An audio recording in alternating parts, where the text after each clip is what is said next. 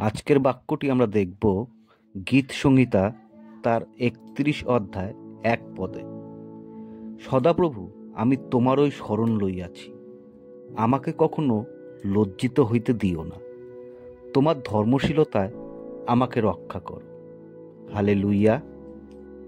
ঈশ্বরের এই বাক্যটি আমরা পেলাম গীত সংহিতা তার ৩১ অধ্যায় ১ পদে। তাহলে ঈশ্বর আজকে আমাদের এই বাক্যর মাধ্যমে কি বলতে চেয়েছে আমরা একটু দেখব। ঈশ্বরের এই বাক্য আমরা এখানে বুঝতে পারি এটি একটি প্রার্থনা, যা ঈশ্বর সদাপ্রভুর প্রতি সম্পূর্ণ ভক্তি ও নির্ভরতার প্রকাশ।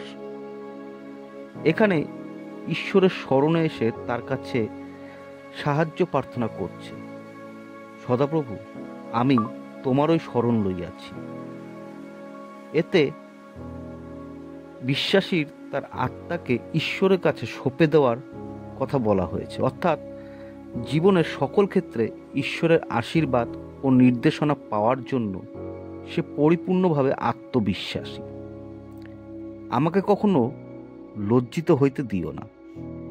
এতে বিশ্বাসীর ঈশ্বরের কাছে অনুগ্রহ চাচ্ছে, যেন তার অবলম্বনে কোনো পরিস্থিতিতে সে অপমান বা লজ্জার সম্মুখীন না হয়। তোমার ধর্মশীলতায় আমাকে রক্ষা করো।